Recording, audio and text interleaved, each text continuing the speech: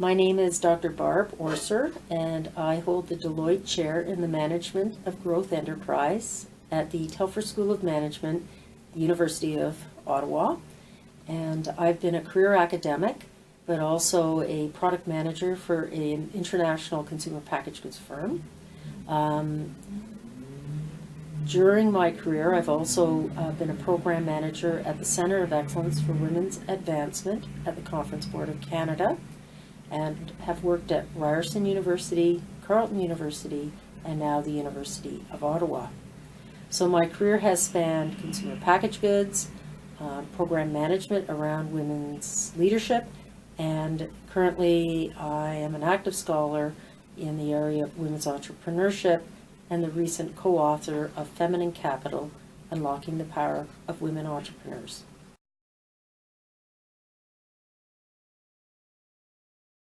Maybe I'll focus on women's enterprise.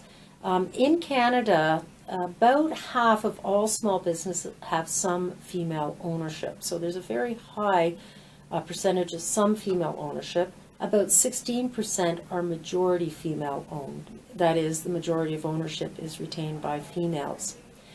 We know that majority female owned firms are about half the size in terms of revenue to firms owned by males. We know that they're concentrated in certain sectors, primarily professional and services, less likely to be concentrated in construction, manufacturing, about 10% export, and the jury's out. They're as likely to export as males, depending on the source of data, but they are less likely to grow. And therefore, this is an issue that has economic impact for Canada.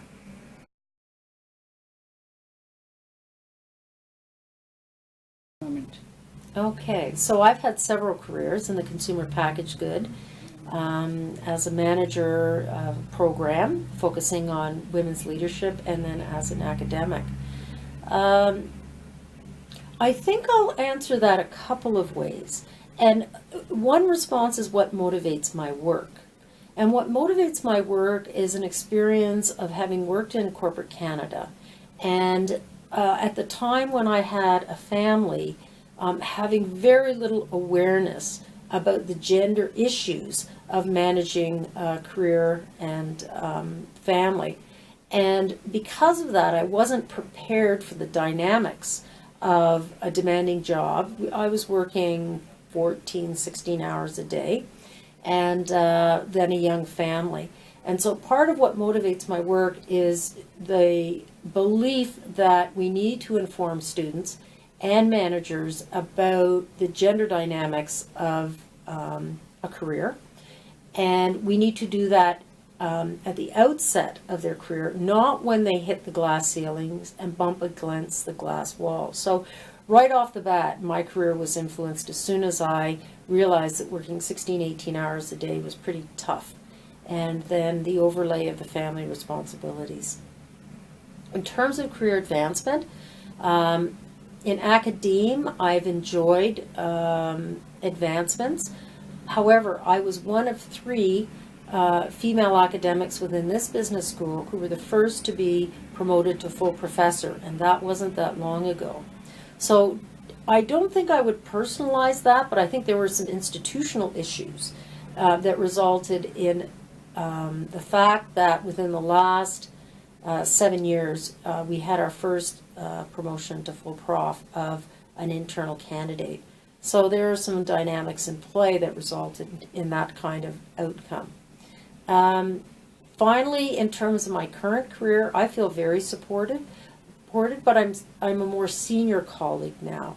And I think that the universities have yet to deal with, and yet to deal with it well, the dynamics of what it is to be a young female professional that has increasing demands on their research productivity while trying to balance work life.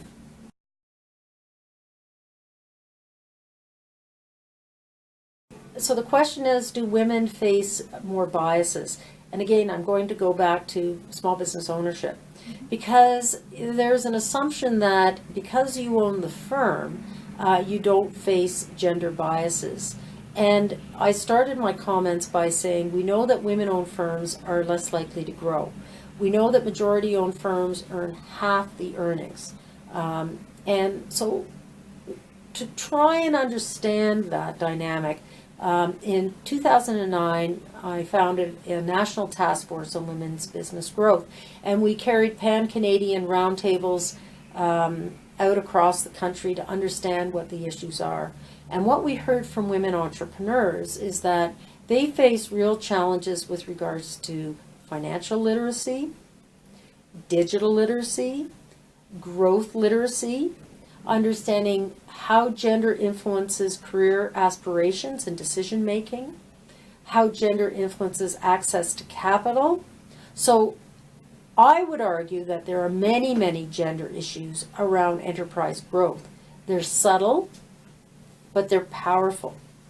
It relates to the decision to grow or not grow your firm, because there's real cost to growing the firm and there's real cost to not growing the firm. And often we think about stress and, things about why I don't want to grow the firm, but I think women need to understand why they should grow the firm in terms of attracting capital, attracting employees, sustainability, remuneration. So that's a small example. I think the whole process of venture creation is gendered. So it's not just a barrier, it's a dynamic that's inherent in business startup and enterprise growth.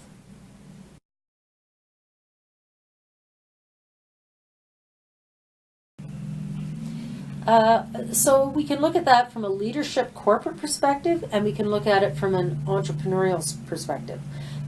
From the women in management in a corporate environment, I would argue that, and the evidence suggests that much of the emphasis to date has been on the individual female manager, high potential candidate, a do-it-yourself solution.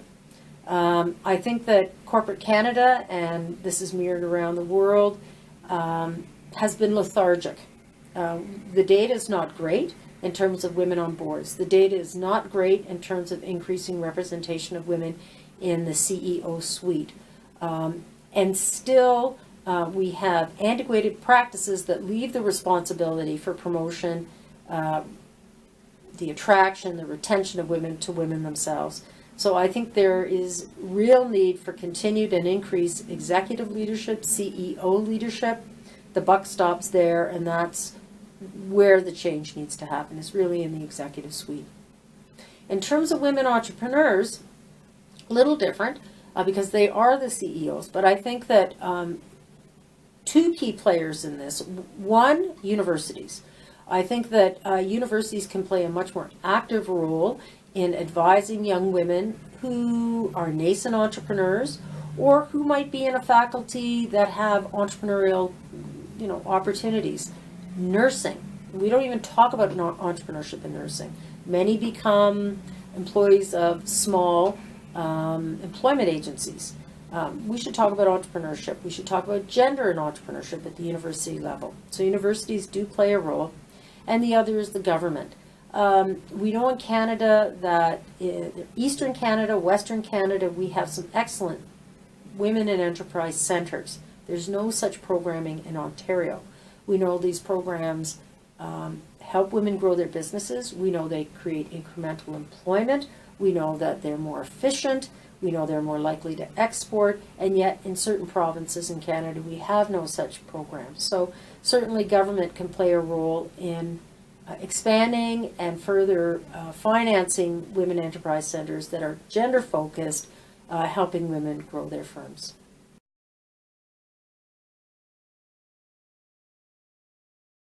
There are 4 Western operations. All are women's enterprise centers of British Columbia, Saskatchewan, Manitoba, Alberta. And they also support a small loan portfolio. And that small loan portfolio provides startup capital to women who would not otherwise qualify for capital, be it because of lack of experience, collateral, credit history. And that's a really important part of the program and service offering of the Women Enterprise Centers. That's one example. By comparison, the Eastern Women Enterprise Centers does not have the same kind of capital resource. So it's a huge limitation in terms of the support they can provide for women entrepreneurs. Another example would be, as a helpful mechanism, Women and Communications and Technology is an organization that's national in scope in Canada, and it works with women in communications and tech, and that takes a sector slice, so that brings entrepreneurs and women leaders from corporate Canada together. The interesting thing is when we do research with these members of the organization, Women in Communications and Tech, we find that many of the issues of women in corporate settings and women entrepreneurs are very similar. They see personal issues around gender barriers, not being taken seriously in the communications technology field, less likely to be promoted or less likely to have their products purchased. So a sector slice also is interesting because some of the dynamics transition from business ownership to corporate employment.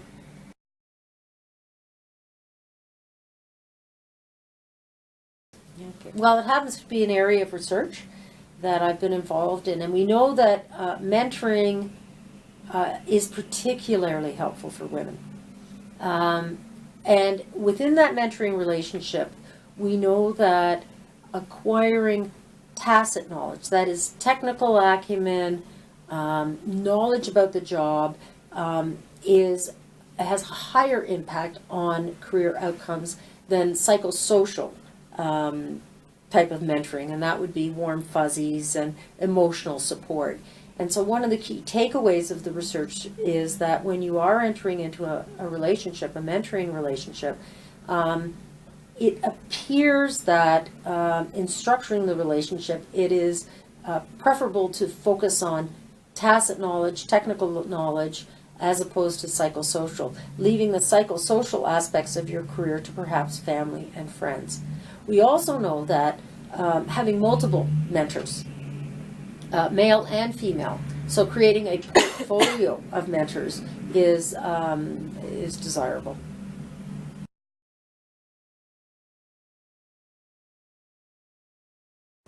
Company. Well, we've already said one suggestion, and that is to find a portfolio of mentors, some within the firm, one within the firm, and perhaps one outside your industry.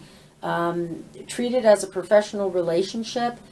Clarify your expectations. Be very clear on your ambitions, and you will probably find those around you that would like to provide support.